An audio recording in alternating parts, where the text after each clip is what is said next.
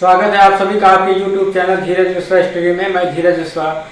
पिछले वीडियो में हमने पढ़ा था पैसिव वॉइस बनाना प्रेजेंट इंडेफिनिट टेंस का, तो निगेटिव सेंटेंस तक हुआ था।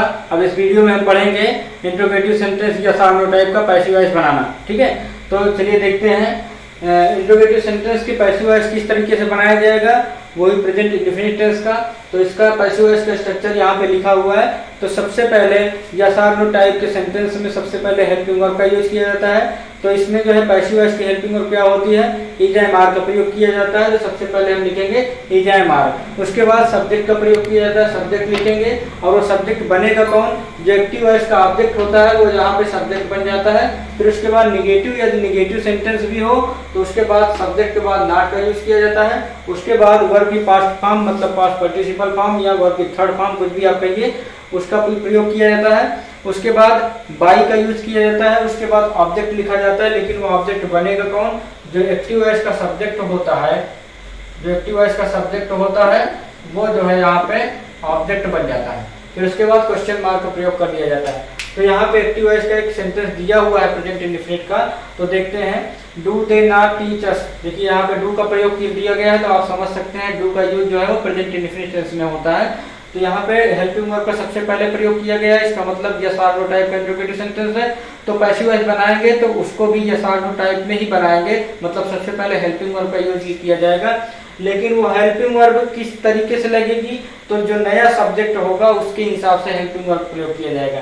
तो यहाँ पे देखते हैं आस का प्रयोग किया गया है। आस जो है एक्टिव वॉइस का ऑब्जेक्ट है। तो यहाँ पे जब इसको हम सब्जेक्ट बनाएंगे पैसिव वॉइस में, तो इसका आस का सब्जेक्टिव केस हो जाता है वी। तो वी तो प्लूरल है, तो इसका मतलब यहाँ पे जो पैसिव वॉइस की हेल्पिंग वर्ब होती है जैम आर, तो यहाँ पे आर का प्रयोग किया जाएगा।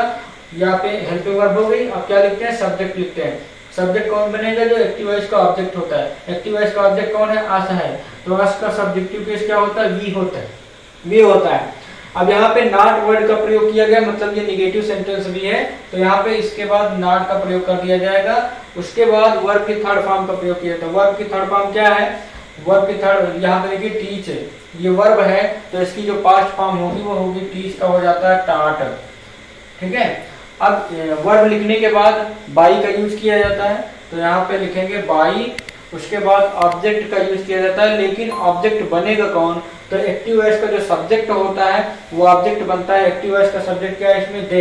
तो दे का जो पैसिव, दे को जब ऑब्जेक्ट बनाते हैं तो दे का ऑब्जेक्टिव केस जो होता है वो होता है देम। तो दे का ऑब्जेक्टिव केस क्या होता है, देम होता है। Question mark. अब इसको एक बार रीड कर लिया जाए। Do they not teach us, क्या वे हमें नहीं पढ़ाते हैं। अब इसका देखिए यहाँ पे स्ट्रक्चर दूसरी तरीके से है। अब यहाँ पे जब पैसिव वॉइस बनाएंगे तो क्या हो जाता है, are we not taught by them, क्या हमें उनके द्वारा नहीं पढ़ाया जाता है। तो इस तरीके से इनके स्ट्रक्चर में भी चेंज हुआ है और इनके जो हिंदी से ट्रांसलेशन है उसमें भी चेंज हुआ है। तो बिल्कुल इजी है, जैसे इसमें हेल्पिंग वर्ब का यूज किया गया था वैसे यहाँ भी हेल्पिंग वर्ब का यूज किया जाएगा, लेकिन जो नई हेल्पिंग वर्ब होगी उसके हिसाब से। ठीक है, तो इतना तो हम जानते हैं कि पैसिव वॉइस बनाते समय वर्ब की पास्ट फॉर्म का प्रयोग किया जाता है, बाई का प्रयोग किया जाता है, सब्जेक्ट को ऑब्जेक्ट बना दिया जाता है। ये सारी चीजें कॉमन है, सभी पूरे टेंस में आएंगी। अब देखते हैं नेक्स्ट सेंटेंस। चलिए देखते हैं नेक्स्ट सेंटेंस। एक्टिव वॉइस का है, ये प्रेजेंट इंडेफिनिट टेंस का सेंटेंस है। Does Radha not love me, present indefinite tense का सेंटेंस है, क्योंकि यहाँ पे डज का यूज किया गया हेल्पिंग वर्ब के रूप में। इसका मतलब ये प्रेजेंट इंडेफिनिट टेंस का, और हेल्पिंग वर्ब को पहले यूज किया गया, इसका मतलब ये इंट्रोगेटिव सेंटेंस यस और नो टाइप का है। तो हम इसकी पैसिव वॉइस जब बनाते हैं तो वहां भी हम हेल्पिंग वर्ब से स्टार्ट करते हैं। तो चलिए देखते हैं इसका नया सब्जेक्ट क्या है। तो यहाँ पे देखिए ये सब्जेक्ट है एक्टिव वॉइस का, ये वर्ब है और ये ऑब्जेक्ट है। ठीक है, तो पैसिव वॉइस जब बनाते हैं तो एक्टिव वॉइस के जो ऑब्जेक्ट होता है उसको हम सब्जेक्ट बना देते हैं पैसिव वॉइस में। तो यहाँ पे मी जो है वो ऑब्जेक्ट है, इसको हम जब पैसिव वॉइस बनाएंगे इस सेंटेंस को तो क्या हो जाएगा, मी जो बन जाएगा वो सब्जेक्ट है। तो मी जब सब्जेक्ट बनेगा तो मी का सब्जेक्टिव केस होता है आई, और आई के साथ हम आई एम का यूज करते हैं। तो यहाँ पे हेल्पिंग वर्ब क्या यूज करेंगे, क्योंकि सबसे पहले हेल्पिंग वर्ब यूज की जाती है। देखिए इज एम आर, मतलब यहाँ पे मी का सब्जेक्टिव केस आई होगा, तो आई की हेल्पिंग वर्ब क्या होती है, एम होती है। तो सबसे पहले लिखेंगे एम। अब यहाँ पे बी को हम सब्जेक्ट बना देते हैं, सब्जेक्ट हो गया। अब निगेटिव सेंटेंस भी है ये, तो यहाँ पे सब्जेक्ट के बाद नॉट का प्रयोग कर दिया जाता है। उसके बाद जो है वर्ब लिखी जाती है। तो इस सेंटेंस एक्टिव वॉइस में देखते हैं लव जो है वो, लव क्या है, लव जो है वो वर्ब है, मेन वर्ब है। तो यहाँ पे मेन वर्ब की पास्ट फॉर्म का प्रयोग किया जाता है, तो यहाँ पे हो जाता है लव। ठीक है, अब वर्ब के बाद हम बाई का यूज करते हैं, तो यहाँ पे लिखते हैं बाई। और उसके बाद एक्टिव वॉइस का देखते हैं सब्जेक्ट कौन है। एक्टिव वॉइस का सब्जेक्ट है राधा, तो यही सब्जेक्ट जो है पैसिव वॉइस में ऑब्जेक्ट बन जाता है, तो यहाँ पे लिखते हैं राधा, क्वेश्चन मार्क। एक बार सेंटेंस को रीड कर लें। डज राधा नॉट लव मी, क्या राधा मुझे प्यार नहीं करती है। अब पैसिव वॉइस जब बना है तो इसका ट्रांसलेशन कर लेते हैं।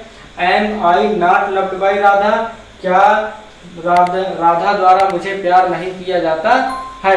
तो सेंटेंस का स्ट्रक्चर बदल गया है, सेंस वही है, केवल बोलने का अंदाज बदल गया है और स्ट्रक्चर बदल गया है। तो इस तरीके से यस और नो टाइप का सेंटेंस हो गया है। चलिए देखते हैं इंट्रोगेटिव सेंटेंस WS टाइप का। WS टाइप क्यों बोला जाता है, क्योंकि इस तरीके के जो सेंटेंस होते हैं इंग्लिश में वो क्वेश्चन वर्ड से स्टार्ट होते हैं, और जो क्वेश्चन वर्ड होते हैं उनका ज़्यादातर जो क्वेश्चन वर्ड होते हैं वो WS से स्टार्ट होते हैं, इसलिए इसको WS टाइप इंट्रोगेटिव सेंटेंस बोला जाता है। तो इसका जब पैसिव वॉइस बनाएंगे तो वो किस तरीके से बनाएंगे, वो स्ट्रक्चर यहाँ पे दिया हुआ है। तो सबसे पहले क्वेश्चन वर्ड लिखेंगे, जो क्वेश्चन वर्ड होगा उसको सबसे पहले लिखेंगे, और क्वेश्चन वर्ड के बाद हेल्पिंग वर्ब का यूज किया जाता है। तो प्रेजेंट इंडेफिनिट टेंस के पैसिव वॉइस की हेल्पिंग वर्ब होती है इज, एम या आर। ठीक है, फिर उसके बाद क्या लिखेंगे, सब्जेक्ट लिखेंगे। वो सब्जेक्ट क्या होगा, जो एक्टिव वॉइस का ऑब्जेक्ट होता है वो जो है यहाँ पे सब्जेक्ट बन जाता है।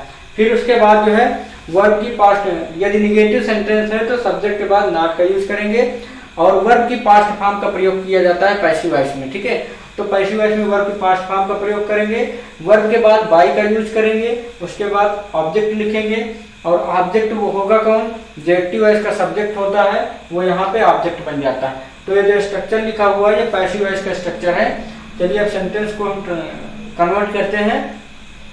तो सबसे पहले क्या लिखा है, सबसे पहले क्वेश्चन वर्ड, यहाँ भी देखिए क्वेश्चन वर्ड है, इसका मतलब जब पैसिव वॉइस बनाएंगे तो वहां भी सबसे पहले क्वेश्चन वर्ड ही लिखेंगे। तो क्वेश्चन वर्ड वाई है तो वाई यहाँ पे लिख दिया जाता है। ठीक है, अब जो है यहाँ पे हेल्पिंग वर्ब किस कौन सी यूज होगी, तो हेल्पिंग वर्ब यूज होगी यहाँ पे देखिए, ये जो ऑब्जेक्ट है एक्टिव वॉइस का, यहाँ पे सब्जेक्ट बनेगा पैसिव वॉइस में। तो इंग्लिश एक सब्जेक्ट है और इंग्लिश क्या है, सिंगुलर है, तो सिंगुलर के क्या के साथ इज का यूज किया जाता है। तो यहाँ पे हेल्पिंग वर्ब यूज हो गई देखिए। उसके बाद क्या लिखते हैं, सब्जेक्ट लिखते हैं। वो सब्जेक्ट बनेगा कौन, तो जो एक्टिव वॉइस का ऑब्जेक्ट है ना, एक्टिव वॉइस का ये ऑब्जेक्ट इंग्लिश है, यही यहाँ पे सब्जेक्ट बन जाता है, तो लिखते हैं इंग्लिश। इतना लिखने के बाद यहाँ पे नॉट का प्रयोग किया गया, मतलब ये इंट्रोगेटिव निगेटिव है, तो सब्जेक्ट के बाद हम नॉट का यूज कर देते हैं, यहाँ पे लिख देते हैं नॉट। ठीक है, अब उसके बाद लिखते हैं वर्ब। वर्ब क्या है इसमें, यहाँ पे एक्टिव वॉइस का वर्ब है रीड, तो रीड का जो पास्ट फॉर्म होता है वो भी रीड ही होता है, तो यहाँ पे लिखते हैं रीड। ठीक है, अब वर्ब के बाद हम बाई का यूज करते हैं, तो लिखते हैं यहाँ पे बाई, क्योंकि पैसिव वॉइस में बाई का यूज किया जाता है। अब बाई के बाद लिखेंगे ऑब्जेक्ट, तो वो ऑब्जेक्ट बनेगा कौन, तो जो एक्टिव वॉइस का सब्जेक्ट होता है वही यहाँ पे ऑब्जेक्ट बन जाता है। तो एक्टिव वॉइस का सब्जेक्ट कौन है, दे है, तो दे का जो ऑब्जेक्टिव केस होता है, दे का ऑब्जेक्टिव केस होता है देम, तो यहाँ पे लिखेंगे देम, क्वेश्चन मार्क का यूज कर देंगे। अब इस सेंटेंस को एक बार पढ़ लिया जाए। Why do they not read English, way English क्यों नहीं पढ़ते हैं। अब यहाँ पे इसको देख लें, why is English not red bye them, English उनके द्वारा क्यों नहीं पढ़ी जाती है। तो इस तरीके से ये आपका इंट्रोगेटिव सेंटेंस का ये एग्जांपल हो गया। चलिए देखते हैं इंट्रोगेटिव का नेक्स्ट सेंटेंस, उसको कन्वर्ट करते हैं पैसिव वॉइस में। सेंटेंस है when do the farmers plough the fields.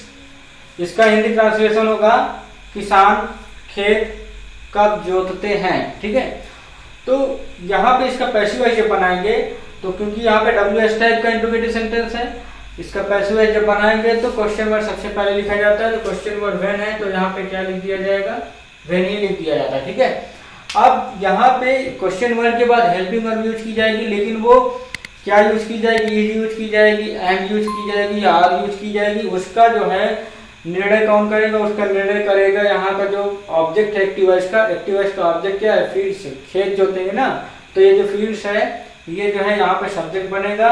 तो फील्ड से जो है प्लूरल है, तो यहाँ पे प्लूरल वर्ब मतलब आर का यूज किया जाएगा। अब इस एक्टिवाइज के ऑब्जेक्ट को यहाँ पर हम क्या बना देते हैं, सब्जेक्ट बना देते हैं।